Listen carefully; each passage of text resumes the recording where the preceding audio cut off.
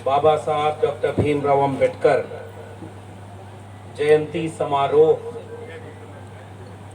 में आए हुए आप सभी माताओं बहनों का, बड़े बूढ़े बुजुर्गों का, नौजवान साथियों का क्रांतिकारी इस्तकबाल करते हैं। आप सबको जय भीम, जय मंडल, जय संविधान, इंकलाब जिंदाबाद। दुनिया में बहुत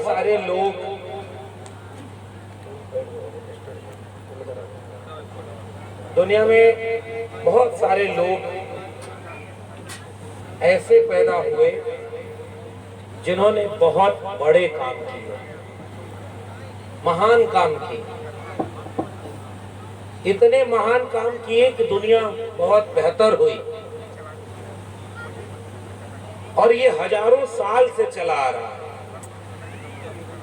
लेकिन बहुत कम लोग ऐसे होते हैं जो इतने बड़े शख्स बन जाते हैं कि बाकी लोगों की जयंती 1 दिन, 2 दिन, 3 दिन मनाई जाती है, बाबा साहब की जयंती तो पूरे महीने मनाई जाती है। और आज हम उसी के कार्यक्रम में आए हुए हैं। ये कोई सामान्य बात नहीं है। आज तारीख है 21 अप्रैल और बाबा साहब की जयंती पड़ती है 14 अप्रैल। 1 हफ्ता हो गया। इस बार तो चुनाव है। अब तक ऐसा होता रहा कि पूरे महीने कार्यक्रम होते रहे और अभी भी हो रहे हैं। मेरे पास कई फोन ऐसे आए जिसमें 28 अप्रैल, 30 अप्रैल तक को भी हमने पूछा, भाई 30 अप्रैल को कौन सा कार्यक्रम? उन्होंने कहा कि हम अपने मसीहा की जयंती मना रहे हैं। तो पूरे महीने जयंती का कार्यक्रम चला और ये कोई सामान्य बात नहीं है। और बाबा साहब कहीं लिख करके भी नहीं गए कि मेरे जाने के बाद पूरे महीने मेरी जयंती मनाना। ये बाबा साहब के जाने के बाद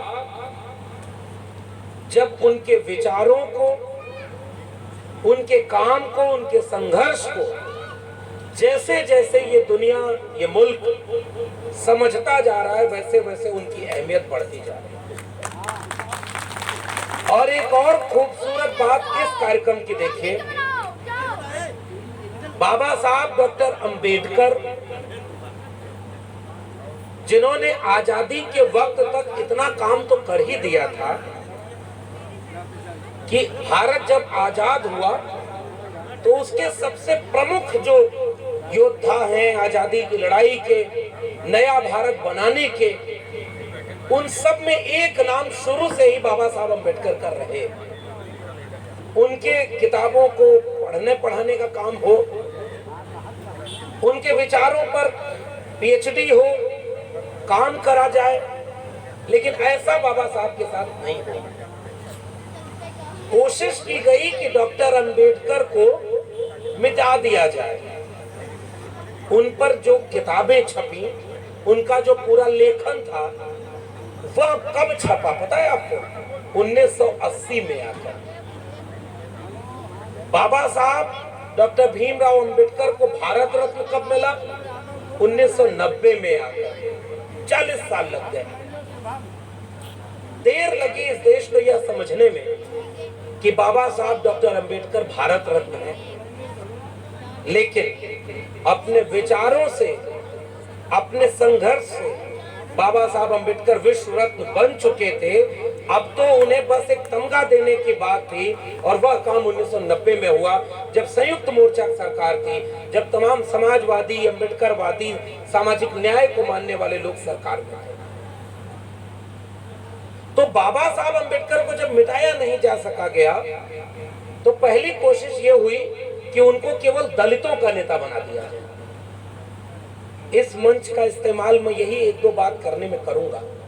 गांव के लोगों, आप सब सम्मानित लोग हैं, आप इतना अपने जीवन का कीमती समय काम छोड़ करके यहाँ बैठे हैं, तो कुछ लोग तो मित्रता निभाने आए होंगे कि भाई ये ब्लॉक प्रमुख जी का कार्यक्रम है और इन्होंने कह दिया है तो आना है। तानसेन जी हैं, ऊषा सेन जी हैं, ये लोग जिस तरह से अपने समाज के लोगों को जोड़ने का काम कर रही हैं, तो इन्होंने कह दिया तो चलना है, लेकिन ऐसे थोड़े लोग हैं। लेकिन जब इस कार्यक्रम से वो लोग भी लौटेंगे तो लगेगा कि ये कितना बड़ा और जरूरी कार्यक्रम है। और गांव के लोगों, आप सब भी समझो, जिस मसीहा की जयंती मनाई जा रही है वो है कौन? मैं ये नहीं कह रहा हूं कि वो था कौन, क्योंकि व्यक्ति पैदा होते हैं, मर जाते हैं, लेकिन जो विचार बन जाते हैं, और विचार कभी मरा नहीं करते, विचार हमेशा जिंदा रहते हैं। और बाबा साहब डॉक्टर अंबेडकर एक व्यक्ति के आगे एक विचार, क्योंकि वो लड़ाई बाबा साहब अंबेडकर के पहले भी हजारों साल से चल रही थी, अकेले उन्होंने शुरू नहीं किया, और न बाबा साहब के जाने के बाद वो लड़ाई खत्म हो गई। वो लड़ाई आज भी जारी है। और हम अपने अतीत और इतिहास को इसलिए जानते हैं, गांव में भी किसी से कुछ काम करवाना हो तो उसको कई बार समझदार लोग कहते हैं कि तुमको पता है तुम्हारे दादा इतना खेत तो अकेले जोत देते थे, हर चला के। अब वो बेचारा लेके कुदाल खुद भी दो चार कियारी तो कोड़ ही देगा कि जब दादा इतने महान थे तो हम इतना जल्दी कैसे थक जाए। इसी तरह से कोई समाज होता है, जिस समाज को ये न पता हो कि आपके पुरखे कितने बड़े थे, कितना संघर्ष किए, आज के लोगों को आत्मविश्वास नहीं मिल पाता। इसलिए बाबा साहब को जानना बहुत जरूरी है। बाबा साहब अंबेडकर ने इतना कुछ किया, पूरे समाज के लिए किया, लेकिन पहली कोशिश ये हुई कि उनको केवल दलितों का नेता बना दिया जाए, जिसे संविधान की भाषा में कहते हैं शेड्यूल कास्ट। शेड्यूल कास्ट का नेता था, उन्होंने उन्हीं के लिए कुछ किया, उन्हीं को आरक्षण दिया। लेकिन धीरे धीरे जब डॉक्टर अंबेडकर की किताबें छपी, लोगों ने पढ़ा, डॉक्टर अंबेडकर को लोग जानना शुरू किए, तब उन्हें लगा कि डॉक्टर अंबेडकर उस व्यक्ति का नाम है जिसने महिलाओं के अधिकार के लिए इतना संघर्ष किया कि पुरुषों के बराबर महिलाओं को मजदूरी करनी पड़ती थी, 12 घंटे 14 घंटे। महिलाओं की मजदूरी के काम के घंटे कम किए, महिलाओं को वेतन भत्ता की सुविधा देने की शुरुआत की, महिलाओं को चाइल्ड केयर लीव यानी मातृत्व अवकाश, बच्चा पैदा होने के बाद की छुट्टी, बच्चा पैदा होने के पहले की छुट्टी, कि उनका स्वास्थ्य ठीक रहे और वो बेहतर ढंग से अपना जीवन जी सके। यह काम इतना कुछ महिलाओं के लिए करने वाले नायक का नाम डॉक्टर भीमराव अंबेडकर है, और यह बात महिलाओं को बताई नहीं है। वैसे ही किसानों और मजदूरों के लिए हम लोग जहां खड़े हैं, अधिकांश लोग खेती किसानी से जुड़े हुए लोग, खेती किसानी के लिए नहर परियोजना, बांध परियोजना, कि नहर बनेगी तो खेती किसानी की सिंचाई का सुविधा होगी, बांध बनेगा तो बिजली पैदा होगी और सिंचाई के लिए नहरें निकाली जाएंगी, उत्तम कोटि का खेती हो। इस तरह के कई प्रावधान बाबा साहब अंबेडकर ने जब जब मौका मिला तो लिख करके, बोल करके किसानों को उनका हक दिलाने का काम किया। मजदूरों को मजदूरी समय से मिले, मजदूरों को उनका अधिकार मिले, उसका काम किया डॉक्टर अंबेडकर ने। पिछड़े समुदाय के लोग, आजकल लोग कहते हैं कि उन्होंने पिछड़े समुदाय के लोगों के लिए क्या किया डॉक्टर अंबेडकर ने। डॉक्टर अंबेडकर ने 1948, और यही लखनऊ है, हम लोग लखनऊ जिले में हैं, 1948 का वक्त था, भारतीय पिछड़ा वर्ग संघ पहले काम कर रहा था। हमारे बड़े भाई लौटन राम निषाद जी बैठे हुए हैं, तमाम लोग बैठे हुए हैं जो इस पूरे इतिहास को जानते, पढ़ते और सड़क पर संघर्ष करते रहते हैं। तो जो ओबीसी समाज के लोग लड़ रहे थे, उसमें जैसे एक नाम था आदरणीय शिव प्रसाद चौरसिया जी। चौरसिया जी पहले बनाए आदि हिंदू सभा, किताब कम मिलती है, कहीं किताब मिली, उसी से पढ़ा हुआ। और जितने चौरसिया समाज के लोग हैं, आप लोग पहचानिए कि हमारे पुरखों ने कितनी लड़ाई लड़ी। और जब शिवदयाल सिंह चौरसिया जी ने आदि हिंदू सभा बनाई और कुछ लोगों के पास मेंबरशिप के लिए गए, तो उन लोगों ने कहा कि हम हिंदू थोड़े ही हैं, हम तो श्रेष्ठ हैं। कुछ चीज देखिए, इशारे में कह रहा हूं, समय परिस्थितियां ऐसी हैं, समझदार को इशारा काफी है। जरूरी नहीं है कि हल्ला मचा करके ऐसा बोल दिया जाए कि जैसे लगे यही भाषण खत्म हो और समाज बदल जाए। पता चला समाज कुछ नहीं बदला, 4 मुकदमा आप ही के ऊपर। देवेंद्र जी और तमाम लोग आए हुए हैं, अचल सिद्धार्थ जी हैं। कोई गलत काम किया था क्या इन लोगों ने? विचारधारा की लड़ाई को आगे बढ़ाना चाह रहे थे। और जब मुकदमा हुआ तो कितने लोग खड़े थे ये भी जानते हैं और आप भी जानते हैं। तो आज का समय और परिस्थितियों को समझते हुए थोड़ा सा हमें अपनी विचारधारा की लड़ाई को आगे बढ़ाना है। समझौता नहीं करना है, लेकिन समझदारी से काम लेना है। समझौते और समझदारी में बहुत बुनियादी अंतर होता है। गांव में कहा जाता है किसी की आंख चली जाए तो उसको अंधा कह दीजिए तो आपको माना जाएगा कि आप मनुष्य नहीं है, जबकि आप गलत नहीं बोल रहे हैं। इतना ही फर्क है कि उस बात को कहा कैसे जाए। इसी का पूरा सलीका मनुष्य होने के बोध में। और हम जब विचारधारा की लड़ाई की बात करते हैं तो समाज को ऐसे हमें समझाना है, चिढ़ाना नहीं है। समाज को जागरूक करना है, और जैसे जैसे समाज जागरूक होगा वैसे वैसे आगे बढ़ेगा। तो ओबीसी समाज के बहुत सारे लोग आए होंगे। जब शिवदयाल सिंह चौरसिया जी को उन लोगों ने बोला कि हम हिंदू थोड़े ही है, हम तो श्रेष्ठ हैं, शिवदयाल सिंह चौरसिया जी ने आदि हिंदू सभा के वो सारे पर्चे पोस्टर फाड़ दिए और लौटे। तो उन्होंने कहा हमको तो लगता था तुम भी हिंदू हम भी हिंदू, जब तुम नहीं तो हम भी नहीं। और उन्होंने उसको हटाया और फिर उसका नाम क्या दिया? Backward classes league. और बाद में चल करके चंद्रिका प्रसाद जिज्ञासु, पेरियाल ललई सिंह यादव, और आगे वो जब आंदोलन बढ़ा तो महामना राम स्वरूप वर्मा, बाबू जगदेव प्रसाद, तमाम लोगों ने उसकी लड़ाई को आगे बढ़ाया। तो बैकवर्ड क्लासेस लीग और डिप्रेस क्लासेस लीग, उन लोगों ने आगे चल करके एक संगठन बनाया था, भारतीय पिछड़ा वर्ग संघ। तो पिछड़ा वर्ग संघ ने 1948 में लखनऊ में एक कार्यक्रम किया था, और उस कार्यक्रम की अध्यक्षता करने के लिए जिसको बुलाया, उनकी जयंती हम मना रहे हैं, बाबा साहब डॉक्टर भीमराव अंबेडकर की। तो ये ओबीसी और एससी की एकता के इतिहास में तमाम उदाहरण मौजूद है। 1948 में बाबा साहब अंबेडकर ने उस सभा में ओबीसी समाज के लोगों को संबोधित करते हुए कहा कि मैं तुम्हें ये नहीं कहने आया हूं शेड्यूल कास्ट के लोगों कि आप रोटी और बेटी का संबंध ओबीसी और आप लोग हम लोग सब एक करने लगे, क्योंकि समाज अभी तैयार नहीं है। उन्होंने कहा कि आप जहां खाना खाते हो वहीं खाइए, जैसे खाते हो वैसे खाइए, जहां आप शादी विवाह करते हो वही करिए। बाबा साहब अंबेडकर ने 1948 में कहा कि लेकिन एक जगह हमें और आपको एक होने की जरूरत है। जाति के नाम पर, वर्ण व्यवस्था के नाम पर हमारा भी शोषण हुआ और ओबीसी समाज के लोगों आपका भी शोषण हुआ, तो क्यों न इस एक जगह पर हम दोनों एक हो जाएं और बराबरी, न्याय, समता की लड़ाई को आगे बढ़ाएं। इस काम को करने वाले नायक का नाम है डॉक्टर अंबेडकर।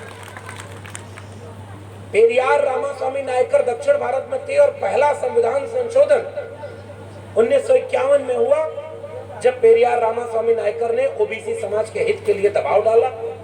अनुच्छेद 15(4), अनुच्छेद 16(4) और अनुच्छेद 340, जिन्होंने ओबीसी समाज को हक दिलाने की बात की। कुछ काम रह गए अधूरे जो बाबा साहब करना चाहते थे, नहीं कर पाए। और ध्यान से समझना, ओबीसी समाज के लोगों, हाथ से मेहनत करने वाले लोगों, बाबा साहब अंबेडकर ने जब कैबिनेट से इस्तीफा दिया तो 3 कारण बताए। पहला कारण हिंदू कोड बिल था, जिसमें सबको महिलाओं, भारतीय महिलाओं को बराबरी का न्याय मिलता, वो नहीं लागू हो रहा था। और दूसरा कारण था कि ओबीसी को जो 340 अनुच्छेद के आधार पर कमीशन बनाकर न्याय दिलाना था, वो काम नहीं हो रहा था। इसकी नाराजगी में बाबा साहब अंबेडकर ने अपने मंत्रिमंडल के इस्तीफा दे दिया। तो ओबीसी समाज को जोड़ने का काम उन्होंने किया। डॉक्टर अंबेडकर को बताया गया कि वो एक जाति और एक धर्म के नेता रहे। इसलिए अब इस कार्यक्रम के आयोजकों को देखिए, आप भी आए होंगे और गौर करिए कि जितने नाम लिखे हुए हैं, चाहे वो आयोजन समिति का नाम हो और चाहे वो सहयोगी लोगों का नाम हो, आप नाम पढ़िए। आज से 5 साल 10 साल पहले ऐसे कार्यक्रम बहुत कम रहे होंगे, पुराने लोग बैठे हैं वो जानते होंगे। या आपके इलाके में ऐसे कार्यक्रम 5 साल 10 साल पहले अगर हुआ हो तो मुझको बता दीजिए। नहीं हुआ। ये पूरा का पूरा कार्यक्रम ओबीसी समाज के लोग आयोजित कर रहे हैं। और जयंती किसकी मना रहे हैं? बाबा साहब डॉक्टर भीमराव अंबेडकर की। ये नया भारत है और इसका स्वागत आपको करना चाहिए। जिस दिन ओबीसी समाज के लोग खड़े होकर के बाबा साहब के बारे में कहेंगे कि हाँ, बाबा साहब डॉक्टर भीमराव अंबेडकर हमारे भी नायक हैं, एक नया भारत वहां से बनेगा। जिस दिन अहिर, कुर्मी, कोयरी, निषाद, मल्ला, तमाम जातियों के लोग, कुम्हार, लोहार, बढ़ई, नाई, मोची, तमाम जातियों के लोग धीरे धीरे अपना दिल बड़ा करेंगे और कहेंगे कि डॉक्टर अंबेडकर हमारे भी नायक हैं, हम एक नया भारत बनाने की शुरुआत करें। और हम जैसे लोगों का यहाँ आने का एक ही मकसद है कि इतना बड़ा आयोजन करने के लिए आयोजन समिति ने जो जिम्मेदारी उठाई है, आज से 10 साल पहले कहीं पर नीला झंडा दिखता होगा, बाबा साहब अंबेडकर की मूर्ति दिखती रही होगी। 10 साल, 15 साल, 20 साल, तो कोई गुजर जाए तो लोग पूछते रहोगे किसका कार्यक्रम हो रहा है? तो लोग कहते होंगे एक पार्टी का कार्यक्रम होगा या एक जाति का कार्यक्रम। बताओ सही कह रहा हूं गलत? ये होता था एक जाति का कार्यक्रम या एक पार्टी का कार्यक्रम। आज जितने लोग यहाँ से गुजर के गए होंगे और पूछे होंगे कि किसका कार्यक्रम है, तो पता चला कि अरे भैया इस गांव के तमाम ओबीसी लोग मिलकर के नीला झंडा लगाए हुए हैं और बाबा साहब अंबेडकर का कार्यक्रम कर रहे हैं। ये बदलाव आपके समाज के बीच में दिख रहा है। और इस कार्यक्रम में बाबा साहब का कार्यक्रम न होता तो कुर्सी खाली होती क्या? अभी यहाँ पे हमारे आयोजक हैं तानसेन जी, इतना कार्यक्रम, इतना खर्चा किया, बहुत अलग अलग लोगों को बुलाया, बहुत सम्मानित लोग इस मंच पर आए हुए हैं, बहुत वरिष्ठ लोग हैं, बहुत संघर्ष करने वाले लोग हैं। कोई आपके विचारधारा के लिए लड़ते लड़ते अपना नौकर, हमको भाई दिल्ली में रहते थे, कैमरा मिल गया, बोलने आ गया तो लोग जानने लगे। लेकिन इसका मतलब ये नहीं है कि अकेले कोई लक्ष्मण यादव कोई समाज की लड़ाई लड़ रहा है। हमारे जैसे और हमसे ज्यादा लड़ाई लड़ने वाले समाज में हजारों और लाखों लोग हैं जो इस विचारधारा की लड़ाई को आगे लेकर चल रहे हैं। और यही पंडाल में बैठे हैं बहुत सारे लोग। किसी के लड़ाई लड़ने का तरीका थोड़ा अलग होगा, किसी का थोड़ा अलग होगा, लेकिन विचारधारा का रिश्ता हमारा और आपका है। कोई गांव में लोगों को, 4 लोगों को बैठा के समझाता हो, कोई अपने विद्यालय में जा करके किसी को पढ़ने में मदद करता हो, कोई 4 लोगों को जोड़ने का काम करता हो, कोई सड़क पर आंदोलन करने का काम करता हो, कोई जागरूक करने का काम करता हो, कहीं कोई अन्याय अत्याचार हो गया तो वहां कोई लड़ने का कार्यक्रम करता होगा। ये सब लोग मिलकर के ऐसा भारत बनाए हैं कि आज डंके की चोट पर हम ऐसा कार्यक्रम कर पा रहे। तो भाई अभी एक ऑर्केस्ट्रा करवा देते तानसेन जी, नाच गाना हो जाता। आप देखिए यहाँ पर भीड़ कंट्रोल नहीं होती, या कुछ खास तरह का कार्यक्रम करवा देते जिस कार्यक्रम का मकसद समझ में कुछ ना आए, बात परम ब्रह्म की हो, ब्रह्मांड के ऊपर की हो, उसमें भी खूब मजा आता है। लेकिन हमें वो नहीं करना। हमें ये देखना है कि भीड़ जरूरी नहीं होती। विचारधारा के कार्यक्रम में जरूरी नहीं है कि कार्यक्रम तब सफल होगा जब जितनी कुर्सी लगी है सब भर जाए। विचारधारा का आयोजन तब सफल होगा जब यहाँ से जितने लोग जाएं, अगले दिन 2 आदमी 4 आदमी को बैठाकर यह बात बताने का कार्यक्रम करें कि आज के कार्यक्रम में आए थे, अंबेडकर के बारे में 2 नई बात पता चली और वह 2 नई बात अपने 2 लोगों को बता दे। अपने आप इस कार्यक्रम को मैं सफल मानूंगा। कुर्सी भरने से कोई कार्यक्रम सफल नहीं होता। जब लोग कहेंगे कि ये भीड़ काफी नहीं, तो मैं कहूंगा इंकलाब के लिए एक शख्स भी काफी होता है। बाबा साहब अंबेडकर भीड़ में नहीं चलते हैं। बाबा साहब अंबेडकर तो अपने जीवन में जो चुनाव लड़े वो चुनाव हार गए। बाबा साहब अंबेडकर बहुत तरह की लड़ाई हार गए, लड़ना नहीं छोड़ा, कोशिश करना नहीं छोड़ा। आज का समय देखिए, क्योंकि वक्त बहुत ज्यादा हो गया, बहुत लोगों को आपने सुना होगा, मैं दो चार बहुत मोटी मोटी बातें करके जा रहा हूँ। बाबा साहब अम्बेडकर जैसे नायक हो, डॉक्टर राम मनोहर लोहिया जैसे नायक हो, बीपी मंडल जैसे नायक हो, मानवर कांशीराम जैसे नायक हो, ज्योतिबा फूले पर बात करनी हो, पेरियार ललई सिंह पर बात करनी हो, पूरी रात कम पड़ जाएगी और बातें खत्म नहीं होंगी। और मैं यहाँ खड़े होकर अपनी विद्वता दिखाऊं कि मैंने इतनी किताबें पढ़ी है, ये बताऊं वो बताऊं, उसका भी कोई फायदा नहीं है। या अपने भाषण पर खूब ताली बटोर के जाए, बड़ा बढ़िया भाषण दिया, लेकिन उसका कोई ठोस असर तब निकलेगा जब अगर दो बात भी हम यहाँ खड़े होकर कहें और आप जब यहाँ से निकले तो दो बात अगर गांठ बांध के गए और कल से उसके काम में लग गए, तो मुझे लगता है कि वो दो बात कहना ही पर्याप्त है, पूरे जीवन भर की गाथा कहने की कोई जरूरत नहीं। पहली बात, बाबा साहब डॉक्टर अंबेडकर आज क्यों जरूरी है? क्योंकि बाबा साहब अंबेडकर का रिश्ता एक चीज से बहुत गहरा था। वह एक चीज है भारत का संविधान।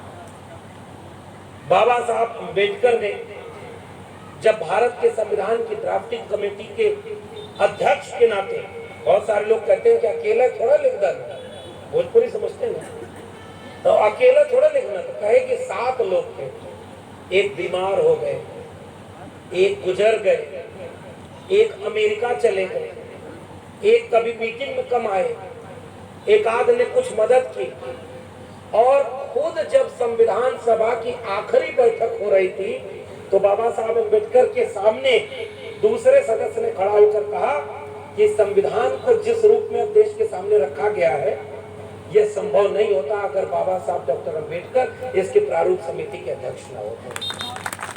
कोशिश बहुत लोगों ने की होगी, सहयोग किया होगा, लेकिन बाबा साहब अम्बेडकर के उस संविधान सभा में होने का मतलब यह था कि एक ऐसा संविधान बना जिसने एक व्यक्ति एक वोट का अधिकार सबको दे दिया। उसके पहले क्या था? अगर आप महिला हैं तो आपको वोट डालने का अधिकार नहीं, पुरुष को है, पुरुष में भी सबको नहीं, आप जाति में श्रेष्ठ हैं उसमें भी सबको नहीं, अगर आपके पास जमीन नहीं है, आपके पास पैसा नहीं। जैसे आज के उदाहरण में समझे कि वोट डालने का पुराना आधार यह था कि अंबानी और अडानी, ये लोग तो नेता ना हो, इनका नाम तो ले जाता, आचार संहिता लगी है ना, और हम जैसे लोगों पे बहुत नजर भी रखी जाती है कि का बोल दे तरीको दाएं बाएं। अरे इतना समझदारी तो आई गई है कि कहाँ क्या बोलना है और कहाँ क्या नहीं बोलना है। जो बात हमारे लोगों को समझना है इतने में समझ जाएंगे, और जिसको नहीं समझना है कुछ भी बोल दीजिए उनको समझ नहीं आएगा, कितना भी उनको रेडिकल बोल दीजिए एकदम। कुछ लोग होते हैं कहते हैं कि एकदम हम जनेऊ काटे वाला और ये वाला रक्षा काटने के लिए एकदम तैयार बैठे हैं। आपके काटने से नहीं जाएगा, अगर आपके हाथ की कैंची से कटा है तो फिर कुछ दिन बाद जाके देखिएगा बंद जाएगा। विचारधारा से जागरूक करेंगे और अपने आप अगर कोई बदली हुई चीज है तो वह स्थायी है। आपका काम केवल जागरूक करना है। जैसे आज की तारीख में कोई मंदिर जा रहा है, मैं उसको कुछ नहीं बोलता, और एक समय था जब हमारे लोग कहते थे कि अरे नाम मंदिर देने का, अरे भाई जिसको शिक्षा मिली नहीं, जरा यहाँ से समझना गाँव वालों, शिक्षा मिली नहीं है कि चेतना है, नौकरी मिली नहीं है कि पैसा हो घर में, और घर में कोई बीमार है, घर में पैसा नहीं, घर में खाने को पूरा नहीं, आदमी परेशान है, कहाँ जाएगा? उसको तुरंत राहत चाहिए। हजारों साल से एक परंपरा चली आ रही है कि फला जगह जाओगे तो मुक्ति मिल जाएगी। आप कह रहे हो अचानक से मत जाओ, नहीं मानिए, आप उसको जागरूक करिए। किताब लिखिए। बाबा साहब डॉक्टर भीमराव अंबेडकर 1930-35 तक मंदिर प्रवेश आंदोलन चला रहे थे, पुराने लोग जानते हो। बाद में बाबा साहब अंबेडकर ने उसको बंद कर दिया। उन्होंने कहा वो तुम्हें इसलिए चला रहा था कि भेदभाव कम से कम हो, खत्म। तो आज की तारीख में आप किसी को ये मत बोलिए यार तुम वहां जाते हो, आपके कहने से नहीं रुकेगा। जैसे मैं एक उदाहरण देता हूँ कि जैसे कोई व्यक्ति कांवड़ लेकर के गया और आप उसको व्यंग मारते रहे, कह रहे उससे क्या मिलेगा, तो नहीं मानेगा। मैं एक सलाह देता हूँ कि जब वहां जल चढ़ाकर वापस सब कुशल आ जाए, कपड़ा उपड़ा बदल ले, नहा वहा ले, बैठे आराम से, तब जाके पूछे कि अब क्या करोगे, कौन से स्कूल में पढ़ने जाओगे, कौन सी जगह नौकरी करने जाओगे, कहाँ जाओगे, खेती करोगे, बिजनेस करोगे, तब वो आदमी बैठकर आपकी बात सुनेगा। हाँ, बात तो ठीक कह रहे हैं। चढ़ाइए मत किसी को, ये मेरा निवेदन। आप सहमत हो न सहमत हो ये आपकी मर्जी, लेकिन मेरा निवेदन है कि समय बदल गया है। हम किसी की आस्था का अपमान करके उसको अपने से दूर करते हैं। और उनका आदमी क्या कर रहा है आजकल, हमारे आदमी के यहाँ भी आके बैठता है कि भाई साहब कुछ और नहीं करना था, बस आपके यहाँ चाय पानी करने चले आए। 10 बार आपके यहाँ आएगा, जबकि वो जानता है कि आप उसके विचारधारा के खिलाफ है, फिर भी वो आएगा, क्योंकि उसको पता है करत करत अभ्यास थे जड़मति होत सुजान, और रस्सी आवत जाते सिल पर पड़त निशान। और हमारे लोगों को इधर से उधर खींच ले गए। बताओ सही कह रहा हूँ गलत कह रहा हूँ? जितनी सरकार बन रही है, जिसके लोग आज कह रहे संविधान बदलना है, अगर हमारे लोग वोट न दे तो क्या वो सरकार बन जाएगी?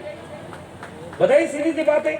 हमारे लोगों के वोट से सरकार बन रही है और हमारे लोगों का हक और अधिकार खत्म किया जा रहा है। इसलिए पहला निवेदन मेरा यह है कि ऐसे हम अपने विचारधारा की लड़ाई को मजबूत करें कि जो उधर गया है उधर से भी धीरे धीरे इधर आए, धीरे धीरे बाबा साहब को पढ़े, धीरे धीरे संविधान को पढ़े और धीरे धीरे उसको समझ दीजिए।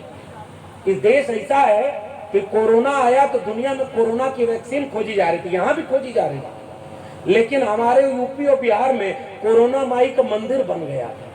पता है गलत कर रहा हूँ? कुछ महिलाओं का वीडियो वायरल हुआ, वो वीडियो बनाने वाला गया, कहा कि अम्मा क्या कर रही हैं? तो अम्मा खुरपी से खोद रही थी। क्या खोद रही है? कहा रात में हमको सपने में हमारी देवी माई आई, उन्होंने कहा 5 गो लवंग, 6 गो इलायची, 5 गो खड़ी मिर्च और 1 गो तेजपत्ता में लपेट के अगर एक बित्ता नीचे जमीन में गाड़ देगो तो कोरोना पूरे गांव में केहू के ना हो। ये वीडियो चली। कई बड़े बड़े लोगों ने कहा कि गोबर लीप लो बच जाएंगे, गोबर ओढ़ लो बच जाएंगे। ऐसे चला ना, समय होता है चीजें बदल जाती हैं, लेकिन जब वैक्सीन आई विज्ञान से तो उसने इलाज किया। सर में दर्द हो तो कोई पेट का दर्द और किसी चीज से नहीं जाएगा, टैबलेट खाना पड़ेगा। ये विज्ञान की खोज है। इसलिए जब धीरे धीरे वहां तक चीजें बढ़ी हैं तब तक धीरे धीरे समाज भी बदलेगा। दूसरी बात, और ये आखिरी बात है मेरी आज के पूरे इस आयोजन की, बाबा साहब अम्बेडकर कैसा भारत बनाना चाहते थे जिसमें कोई किसी से बदला न ले। आपको मंदिर जाना है, भारत का संविधान आपको मंदिर जाने की इजाजत देता है। आपको मंदिर बनवाना है, बनवाइए। मस्जिद बनवाना है, आप बनवाइए। आपको इबादत करने जानी है, आप मस्जिद में इबादत करिए। आपको गुरुद्वारा चर्च बनाना है, आप वो बनाइए। बौद्ध विहार बनवाने हैं, आप वो बनवाइए। आपको किसी को नहीं मानना है, आप वो मानिए। भारत का संविधान हर एक नागरिक को उसके धर्म और अभिव्यक्ति की स्वतंत्रता देता है, इसलिए हमें उस पर किसी पर कोई टीका टिप्पणी नहीं करनी चाहिए। हमें जागरूक करने का अपना काम करना चाहिए। बड़े विद्वान थे, किसी से पूछा कि एक लकीर खींच दे कि बिना काटे बिना मिटाए इसको छोटा कर दो। सब लोग कहे ऐसे कैसे हो जाएगा? एक जागरूक व्यक्ति बगल में जाकर बड़ी लकीर खींच देता है, छोटी वाली अपने आप छोटी हो जाती है। तो मानवता की बड़ी लकीर हमें खींचना है, किसी के खिलाफ नहीं जाना। बाबा साहब अम्बेडकर जब संविधान की रचना कर रहे थे तो एक मौका उनके पास था कि जिन लोगों ने उनके पूरे समाज को अछूत बनाया था उनके ऊपर बदला लेने की कोई न कोई एक बात तो लिख देते। डॉक्टर अंबेडकर ने किसी से बदला नहीं लिया। एक वोट का अधिकार अगर किसी ताकतवर जाति वाले को दिया जो खुद को ताकतवर समझता था, तो एक व्यक्ति का एक वोट का अधिकार उस व्यक्ति को भी दिया जिसको लोग मनुष्य भी नहीं समझते थे, और दोनों को वोट के अधिकार से एक दूसरे के बराबर खड़ा कर दिया। उस किताब का नाम है भारत का संविधान। इसलिए आज की तारीख में अगर कोई सबसे बड़ी चीज है तो भारत का संविधान सबको बराबर कर दिया। हिंदू मुस्लिम सिख ईसाई सबको समान लिखा है, मिटाकर जाति भेदभाव बाबा साहब ने संविधान लिखा है। इसलिए मेरी बातचीत का केंद्र क्या है? भारत का संविधान। भारत का संविधान सबको कुछ भी करने का आजादी देता है, लेकिन भारत का संविधान हर एक वंचित, शोषित, गरीब, कमजोर, दलित, पिछड़े, आदिवासी को आरक्षण का अधिकार देता है, ताकि हमारी आबादी जनसंख्या के रजिस्टर में, गांव के रजिस्टर में केवल दर्ज करने वाली संख्या नहीं रहे।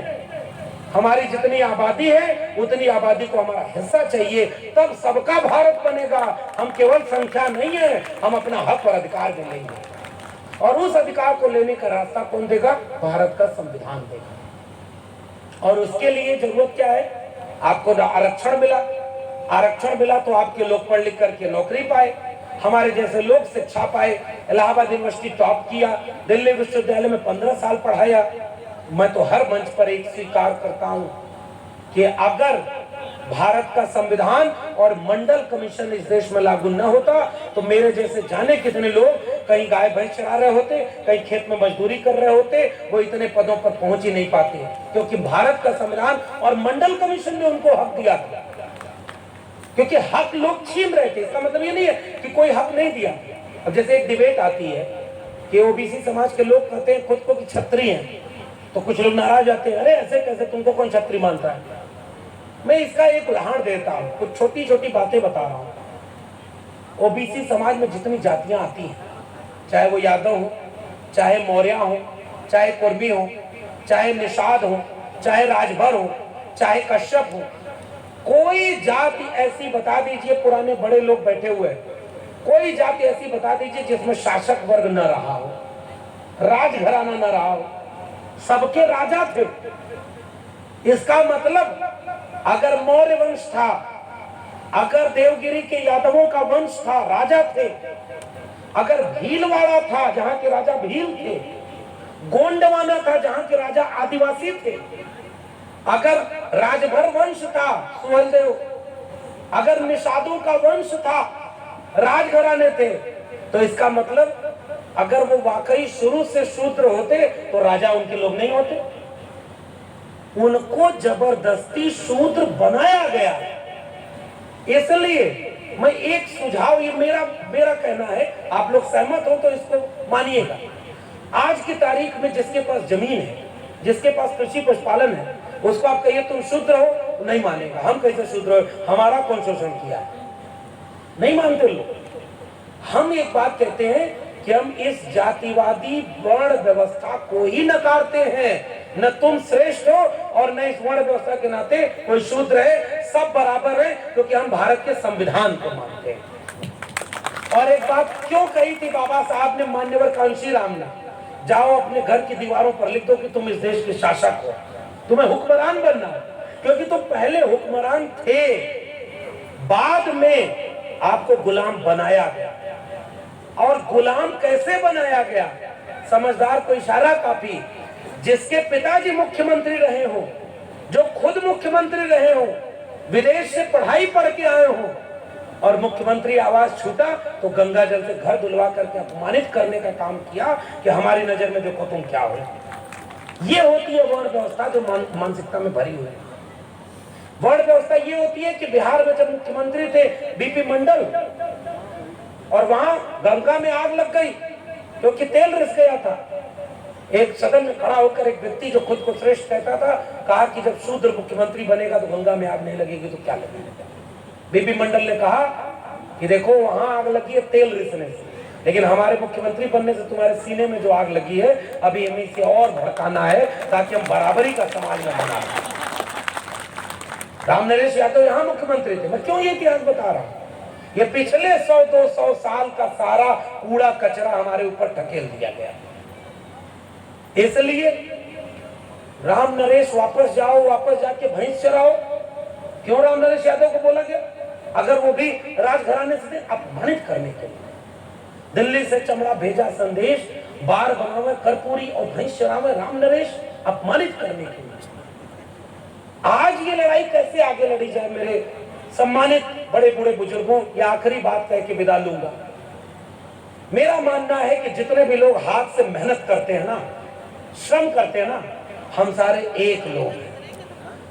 जगदेव बाबू और राम स्वरूप वर्मा के यहाँ वो एक शब्द आता है श्रमजीवी, और दूसरे के लिए वो प्रयोग करते हैं परजीवी।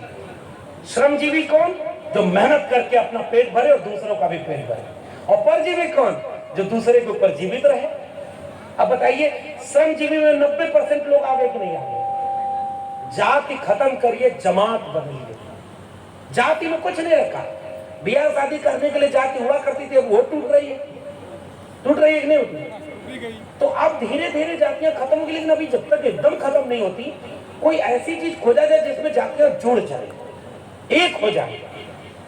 चौधरी छोटू राम हरियाणा में थे और उन्होंने एक नारा दिया था, जितने लोग हाथ से श्रम करते हैं, मेहनत करते हैं, खेती करते हैं, मजदूरी करते हैं, हाथ से मेहनत करके जीवन जीते हैं, वो सब कमेरा लोग हैं। इसी बात को सोनेलाल पटेल जी जो यूपी में थे, मनोहर कांशीराम के बाद वो लोग निकले थे, उन लोगों ने भी कमेरा कहा। चौधरी छोटू राम से आगे आए। और बाकी वो जो कह रहे हैं कि जो कमेरा लोगों की मेहनत पर जीने में, उनको लुटेरा कहा। अब आजकल नई परिभाषा में कुछ लोग उसको पीडीए भी कहते हैं, पिछड़ा, दलित और अल्पसंख्यक। मुझे लगता है ये जो एकता है, 90% हाथ से मेहनत करने वालों, वर्ण व्यवस्था को नकारो, हम कुछ नहीं है। हम 90% कमेरा हैं जो मेहनत करके एक एक रोटी खाते हैं और अपनी मेहनत से पूरी दुनिया का पेट भरते हैं। अब अपनी मेहनत से संविधान को बचाएंगे और जाति जनगणना करा के जिसकी जितनी संख्या भारी, उसकी उतनी हिस्सेदारी करवाएंगे। एक सूत्र, एक फार्मूला, बहुत इतिहास की बात करने का कोई मतलब नहीं है। अगर इतिहास में उलझे रहे कौन क्या है कौन नहीं है, छोड़िए। अब आज की लड़ाई क्या है? और आखिरी बात, जब संविधान ने इतना हक दे दिया, मंडल कमीशन ने इतना हक दे दिया, और मंडल कमीशन कहता है कि पहली बार कि जितने लोग, एक गांव है, मान लीजिए ये तानसेन जी का, उषा जी का जो गांव है, इसमें मान लीजिए 1000 लोग रहते हैं, तो जनगणना जब होती है तो 1000 लोगों में कितना जानवर है उसकी भी गिनती होती है। कई को भैंस है, कई को गाय है, कई को बकरी है, कुल गिना जाएगी। कई को दलित समाज के लोग हैं, शेड्यूल कास्ट, गिना जाता है। आदिवासी अगर है तो गिना जाता है। 2 लोगों की गिनती नहीं होती, एक ओबीसी और एक समझदार को इशारा काफी, और कुछ नहीं बोलेंगे। मंडल कमीशन कहता है कि जो गांव है इंसान से न बना है भाई, तो सबको गिनो कि कौन कितनी संख्या में है, और अगर कोई 100 आदमी है तो 50 आदमी का हक, 10 आदमी अगर लूट के बैठे हैं तो 50 आदमी को 50 चीज मिलना चाहिए। 100 रोटी अगर गांव में है तो एक आदमी को 1 रोटी मिले, 100 रोटी 100 आदमी। आज भारत में क्या है, एक आदमी 40 रोटी खा रहे हैं। नया आंकड़ा है, एक आदमी 40 रोटी खा रहा है और 3 रोटी पर 50 आदमी पेट भर रहे हैं। बताओ गांव के लोगों, सरकारी नौकरी है? आज से 25 साल पहले, 30 साल पहले हर गांव में 2-4-10 लोग सरकारी नौकरी वाले थे। अब यहाँ पेपर लीक हो जा रहा है। सरकार इतनी वीक कि हर पेपर हो गया लीक। अब परीक्षा कैसे दे बच्चा? कहाँ आंख गाड़ के, आपके भी घर का कोई बेटा बेटी पढ़ने गया होगा तो मेहनत करके पढ़ाई कर रहा है, वैकेंसी नहीं आ रही है क्योंकि रोजगार का कोई चिंता ही नहीं है। कैसे आपके झोपड़ी के भाग जगेंगे भाई? हम भी तो जानना चाहते। शिक्षा, सरकारी स्कूल बर्बाद हो गए, और जो सरकारी शिक्षा थी वहां आरक्षण लागू था, सरकारी नौकरी में आरक्षण लागू था। 99.1% नौकरी प्राइवेट हो गई है, 1% से भी कम नौकरी सरकारी बची है। बताइए आपका आरक्षण खत्म हो गया कि नहीं? और सरकारी शिक्षा खत्म हो गई तो वहां का आरक्षण खत्म हो गया। कुछ लोग इस देश में वैसे आ गए हैं जो भारत के संविधान जिनकी आंख में चुभता है, उनके यही पड़ोस के प्रत्याशी कह देते हैं अब की बार इतना दे दीजिए कि भारत का संविधान बदल दिया जाए। बताओ आपके सामने ये बात आई है कि नहीं आई? इसलिए अगले चंद दिन, इस बार 2024 की जो जयंती है, गांव के लोगों, कोई छोटा मोटा आपस का झगड़ा हो तो उसको कुछ दिन के लिए भूल जाइएगा।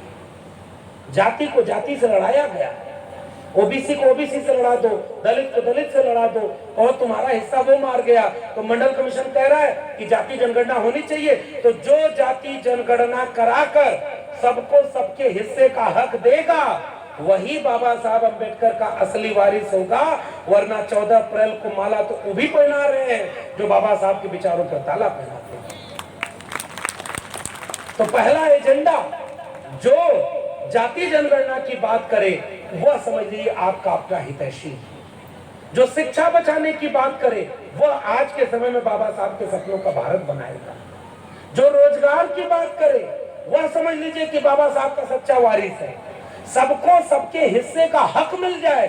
नौकरी अगर 100 लोगों की है तो सबको मिले, रोजगार सबको मिले। आज 5 किलो अनाज लेकर रख लिया करिए, आपका ही है। कोई अपने मामा फूफा घर से नहीं लाया है, वो आपके टैक्स का पैसा है जिससे 5 किलो अनाज आपको मिल रहा है, इसलिए उसका अपमान नहीं करना है। लेकिन उसी के नाम पर कहीं गलत निर्णय न ले लेना है, ताकि अगली बार उतने पर निर्भर रहना पड़े। निर्भर निर्णय इस तरह से लीजिएगा कि अगली बार आप अपने खेत में 50 किलो अनाज पैदा कर सके, उसका निर्णय लीजिएगा। तब जाकर के मानिए कि अपनी मेहनत से अपना हक मिलेगा, तब बाबा साहब के सपनों का भारत बनेगा। शिक्षा बचेगी तब बाबा साहब के सपनों का भारत बचेगा। रोजगार सरकारी की बात कर रहा हूं, वरना प्राइवेट में तो सब कुछ हो रहा है। और जो जाति जनगणना की बात करेगा, जो संविधान को बचाने की बात करेगा, वही बाबा साहब के सपनों का भारत बनाने की बात करेगा। अगर संविधान नहीं रहा तो याद रखना, गांव के लोगों, हो सकता है हमें आज पता न चले कि संविधान का मतलब क्या है। पुराने लोगों, गांव में पहले 30-40 साल पहले जब मंडल आंदोलन नहीं चला था, मरहूम नेताजी मुलायम सिंह यादव, लालू प्रसाद यादव, मान्यवर कांशीराम, तमाम लोग जब लड़ाई लड़े तब जाके समाज बदला, वरना खटिया पर बैठने के पहले भी जाति देखी जाती है, लोटा में पानी पिलाने पर भी जाति देखी जाती है। कौन किसके खेत में मजदूरी करेगा, जबरदस्ती मजदूरी करवा, आज है हिम्मत किसी की। समय बदल गया। बाबा साहब अम्बेडकर की जितनी मूर्तियां तोड़ी गई दुनिया में, उतनी किसी की मूर्ति नहीं तोड़ी गई। आज तोड़ के दिखाओ। रात में आप उंगली भी तोड़ोगे तो सुबह जवाब देना पड़ेगा, क्योंकि पूरा शहर का चक्का जाम हो सकता है। ये कीमत है बाबा साहब अम्बेडकर के बताओ। 2 अप्रैल को भारत बंद जब हुआ SC/ST एट्रोसिटी प्रिवेंशन एक्ट में, ओबीसी समाज के लोग अपने पूरे परिवार के साथ पूरे देश में दलित समाज के साथ खड़े थे। और जब ओबीसी को हक अधिकार दिलाने के लिए जाति जनगणना की बात हुई तो दलित समाज के लोगों ने समर्थन किया कि हाँ जाति जनगणना होनी चाहिए। ये एकजुटता का मामला होता है। और फिर से कुछ लोग आएंगे जो बांटने और तोड़ने का काम करेंगे। इसलिए ये आखिरी चुनाव है। ये वैचारिक मंच है, इसलिए राजनीतिक बात नहीं कहेंगे। लेकिन बाबा साहब अम्बेडकर, मान्यवर कांशीराम तो कहते थे गुरु किल्ली है राजनीति। डॉक्टर राम मनोहर लोहिया कहते थे अगर अच्छे लोग राजनीति में नहीं आएंगे तो बुरे लोगों की राजनीति के शिकार हो। डॉक्टर राम मनोहर लोहिया कहते थे जिंदा कौमें 5 साल इंतजार नहीं करती। और बाबा साहब डॉक्टर अंबेडकर ने एक बहुत महत्वपूर्ण बात कही थी कि बड़ी मुश्किल से कारवा यहाँ तक पहुंचाया, इसे आगे ले जाना। और आगे न ले जा पाओ मेरे लोगों तो इसे वहीं छोड़ देना, पीछे मत जाने देना। आज कुछ लोग जबरदस्ती बाबा साहब का कारवा बहुत पीछे ले जाना चाहते हैं। हाथ उठा के बताओ कि आप क्या उस कारवा को पीछे जाने देंगे? क्या संविधान को बदलने वालों को माफ कर देंगे? क्या संविधान को बदलने देंगे? इसलिए आज संकल्प लीजिए कि बाबा साहब की बात करना तभी न्यायप्रिय होगा जब हम भारत के संविधान को कुछ भी हो जाए बदलने वालों को माफ न करें, और जो संविधान बदलने की बात करता है अब कि उसको ही बदल दें ताकि वो बदलने की बातें ही न करें। ये आखिरी निवेदन मेरा है। और लड़िएगा नहीं, आपस में एकजुट हो जाइए। आजकल एक वो किस्सा हर जगह सुनाते हैं, आपको भी सुनाएंगे और उसके बाद विदा लेंगे, बहुत समय हो गया। एक वो जंगल में बाघ और गधा झगड़ा कर गए। गधावा बोला कि घास काले रंग की है, बाघ बोला नहीं भाई घास हरे रंग की है। गधा बोला अरे नहीं घास तो काली है। तो उसने कहा बाघ ने अरे ऐसे कैसे काली है, देखो हरे रंग की, तुम्हें तो दिक्कत हो गई लग रहा। उसने कहा चलो राजा के पास हम फैसला करने जाते हैं। दोनों राजा के पास पहुंचे। शेर राजा था, राजा के पास बाघ जाके बोला कि गधावा कह रहा है कि घास काले रंग की। तो बाघ कहा कि बताइए ये कितना झूठ बोल रहा है। गधा कहा नहीं हुजूर आप ही न्याय करिए, आप जो है आए हैं अवतारी हैं, आपका सीना भी 56 इंच का है, आप हमारे राजा हैं, न्याय करके बताइए। और उन्होंने कहा कि हम न्याय करते हैं। और उन्होंने न्याय करके कहा कि भाई गधा सही बोल रहा है, बाघ को 1 साल के लिए जंगल से बाहर कर दिया जाए।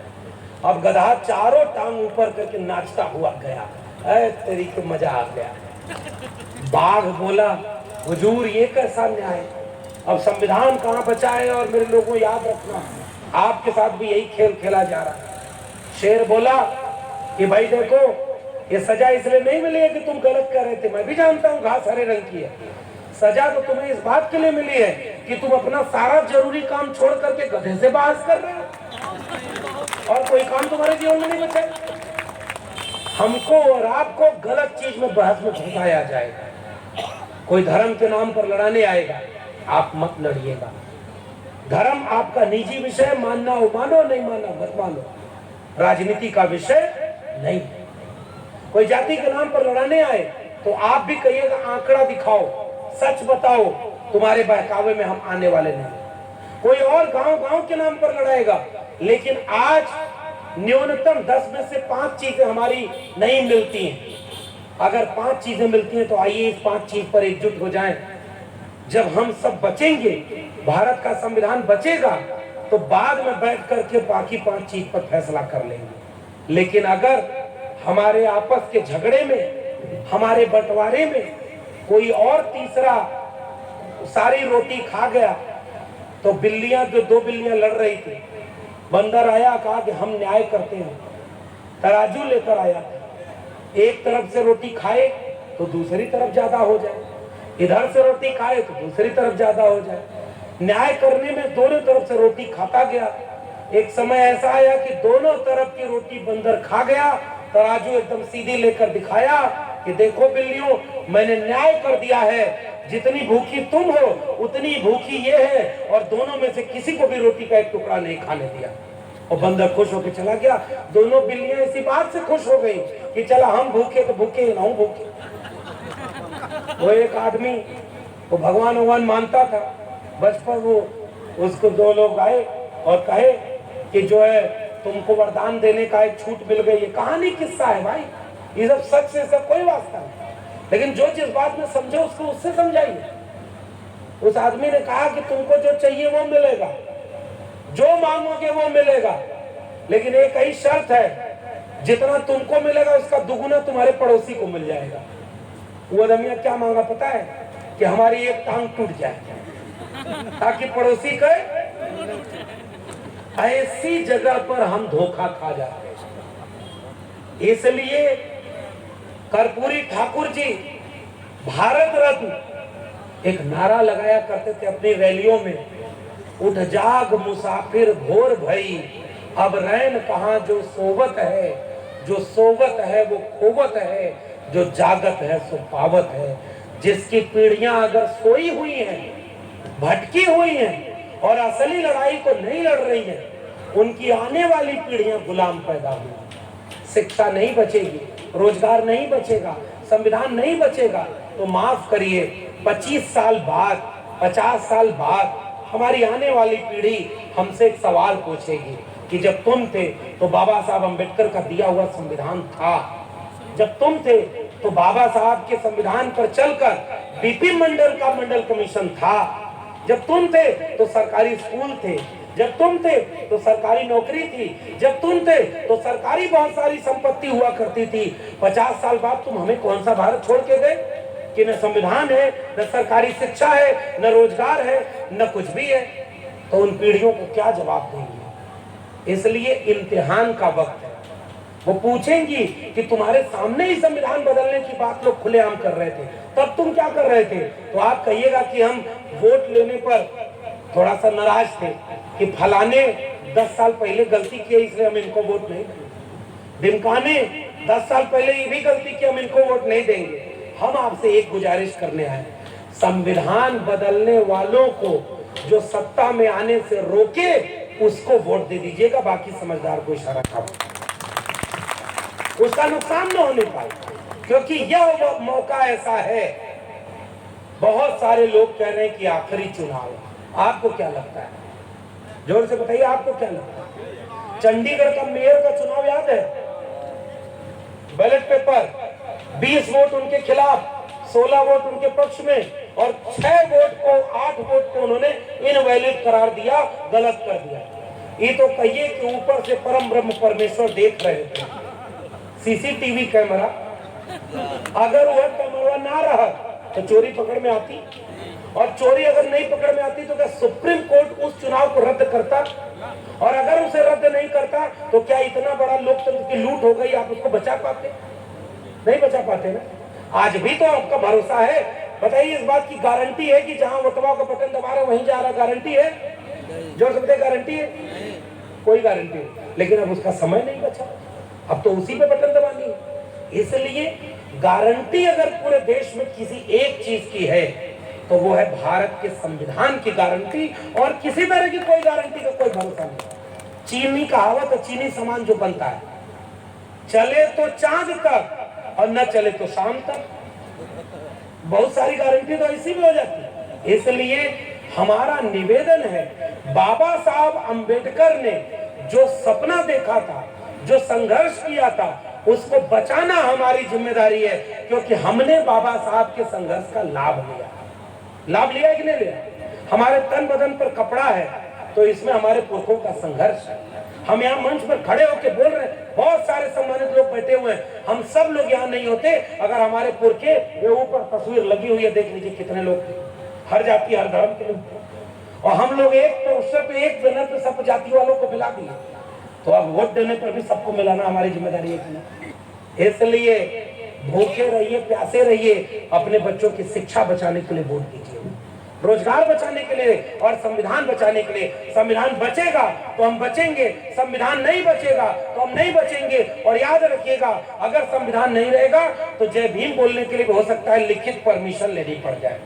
गलत कह रहा हूं? सही। इस कार्यक्रम की परमिशन भी एक बार रद्द की गई, बड़ी मुश्किल से कार्यक्रम किया गया, और मैं फिर से पूरी आयोजन समिति का और आप आए हुए सभी लोगों का बहुत शुक्रिया अदा करता हूं। इतने विपरीत समय में आप लोग इतनी तादाद में इतने सारे लोग आके बैठे हैं, लेकिन एक निवेदन हाथ जोड़ के करूंगा, खाना खा के जाके भूल मत जाइएगा, जिस मकसद से तानसेन जी ने और उषा जी ने और उनकी पूरी आयोजन समिति ने, विनीत जी हैं और तमाम लोग हैं, और जितने लोग सहयोग किए, क्या चाहते हैं आपसे? एक चीज चाहते हैं कि भाइयों बहनों, माताओं बुजुर्गों, एक चीज अगर बचाना तो संविधान बचाने के लिए एकजुट हो जाना। वही बाबा साहब का असली हमारी तरफ से एक श्रद्धांजलि होगी कि हम संविधान को बचाने के लिए एकजुट हो जाए। आप सबका बहुत बहुत धन्यवाद। जय भीम, जय मंडल, संविधान जिंदाबाद, उल गुलाम जिंदाबाद, इंकलाब जिंदाबाद।